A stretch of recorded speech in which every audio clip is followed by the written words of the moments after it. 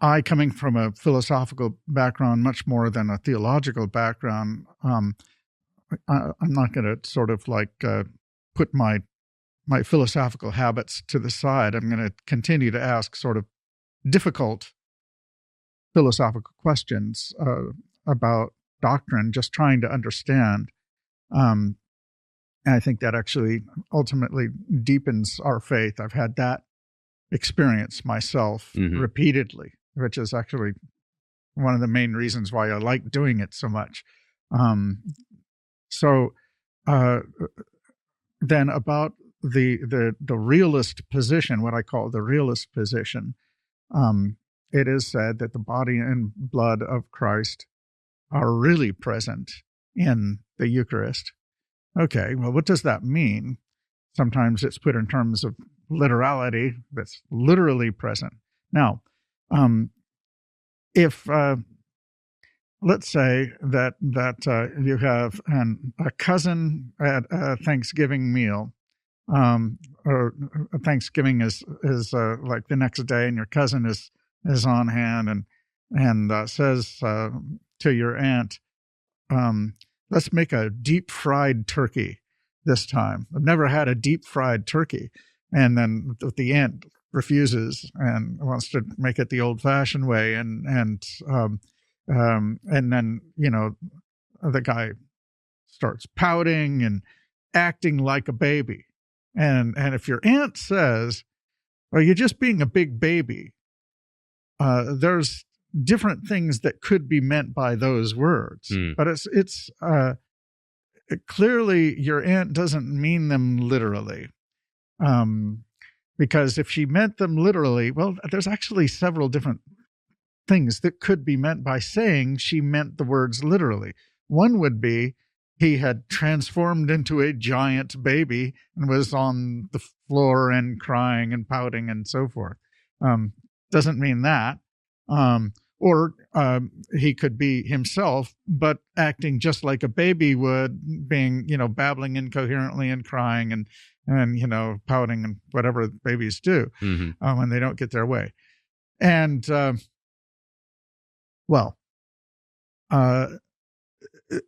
so the point is, when we say that the body of Christ is really present, literally present, because in this context, I don't think there's any significant difference between real and literal, the English words.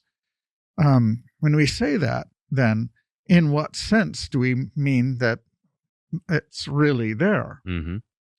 So this is a philosophical argument, the basis of a philosophical argument.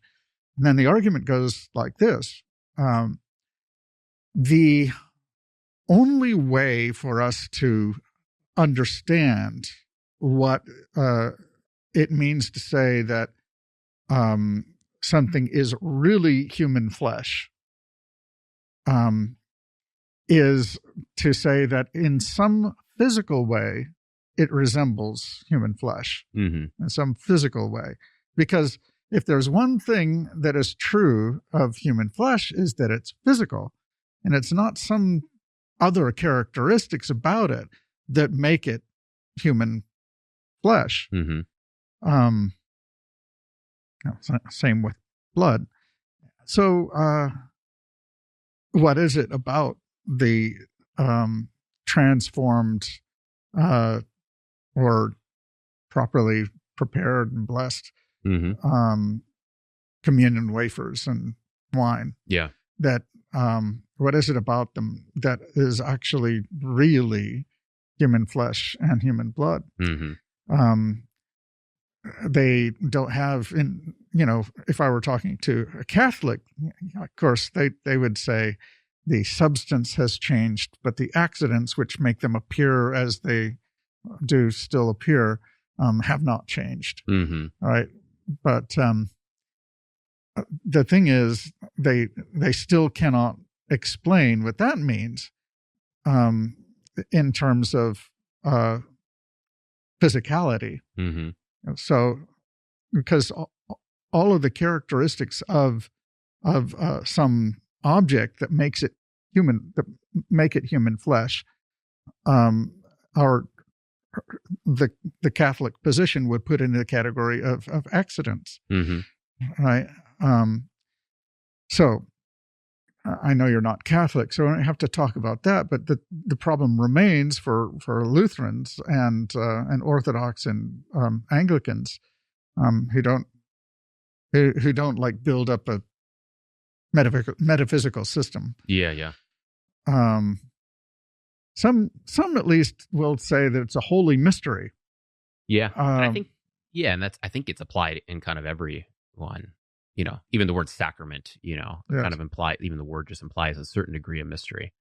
Yeah, right. Kind of as we were talking about yesterday, in that there's this metaphysical, right, which is something you can't quantify. Almost even with human language, you can put barriers and kind of look towards it and say, well, we know it's not this, this, and this, but then to even articulate it, we can't fully do that. But then, of course, it's not just the metaphysical. I got to interrupt you there. There's nothing about being metaphysical that means it can't be defined. My approach to metaphysics insists that things be able to be defined. Okay, it's just Aristotelian metaphysics in this case that is so that has this issue. Okay, yeah. Can you define metaphysical concepts in the same way you can define physical concepts? Well, or to the same degree, I guess. Well, it really depends on what concepts we're talking about. Here, what we're talking about is substance and accident. And again, we don't need to try to pick apart and characterize the Catholic view. As far as I'm concerned, I don't really care that much about it. My point is that there will be a mystery, I think, in almost everyone. Not a full mystery. We don't just say, well, it's a mystery and that's it, right? But that there's always a component where we can say so much and then we can't say, then there's a point where the language kind of stops and we say, at this point, there is a little bit of a mystery. And my response to this is, I understand why you want to say there's a mystery, but why would you insist on saying that it's really the body and blood of Christ, or really or literally? If especially when you're saying that the thing that the bread and wine are is human body and blood. Mm-hmm.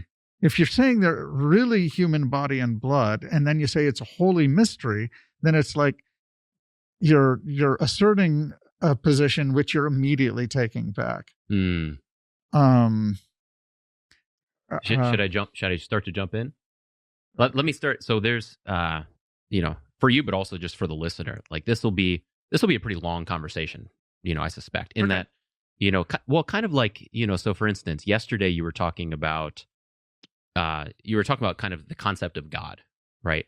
And that when you went about the concept of God, it wasn't like there was one argument that you said, this one argument explains everything, so boom, I have a picture of God. Like you went out route it one way, and that shone light in a certain area. Then you went about another argument, and that showed some other light. Then you went about another argument, and at some point you started to get a three-dimensional picture, but you had to go about in different angles. And I would say that to understand the understanding of the sacrament, the understanding of the real presence, we have to kind of do the same thing. So it's going to take a couple different approaches to kind of build certain paradigms, and then at some point we'll get a fuller paradigm. And of course, my understanding would be, and the Lutheran understanding would be, that once you kind of get that full paradigm, that then gives us the language in which we ascribe to describe what's going on there. So it'll be a very similar process.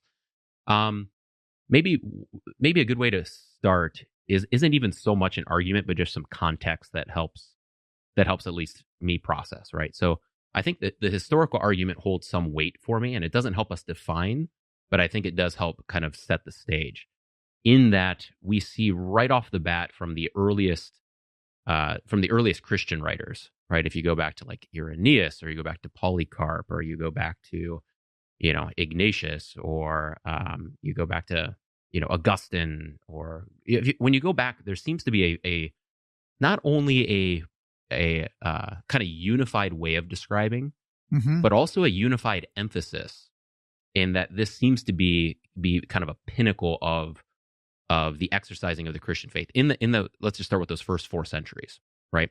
So that doesn't mean they're right, without a doubt, but it does mean that those that, so like Irenaeus, for instance, Irenaeus was a disciple of Polycarp, who was a disciple of John, who writes the Gospel of John, right? So he builds a lot of his theological paradigms off of the importance of the understanding of the true body and blood of Christ, right? And he'll use that language where he'll usually just use the word is, right? A lot of the extra like in, with, and under, or transubstantiate, some of these extra kind of explanations of what is means certainly comes later on as questions start to be formed. But for me, that's always a starting point. It doesn't force the argument, but it kind of says, okay, why were those people who culturally lived close to Christ, just language-wise, Greek was their native language, for a lot of them. Why did they see this as something that's important? That's kind of a starting point of, I try to say, okay, well, what were they seeing? What did they understand? And that's just kind of one good historical context for me, right? And then, the second thing, and this is maybe where I'll build some of my focus, then I'll pause and just hear if you have any kind of thoughts on this. But so there's that church historical background. But then also when you take, John 6 will probably be a focus at some point. But obviously the Passover meal where Jesus says, "This is my body, this is my blood," is the other one. And one question that is important for me is, what's his audience? So in other words, when Jesus speaks throughout his ministry, he says, "I'm sent to the house of Israel," right? I'm not going out to the Gentiles. And, we could guess on certain reasons for that. But I think one reason is when Jesus teaches, he's teaching to Jews. So he's teaching to those who understand the concepts, understand the narratives of the Old Testament. Right. And that's very much true in both John 6 and then on the night when Jesus is betrayed. In that I think when Jesus is speaking, he's speaking to themes and concepts that the 12 disciples understand as Jews. Sure. Right. So the route that I'll go about kind of trying to explain this is to go back into what is this context? So what was the Jewish understanding of certain themes that Jesus plugs himself into, with the idea that that kind of Jewish understanding will help us give context to what the words that Jesus means.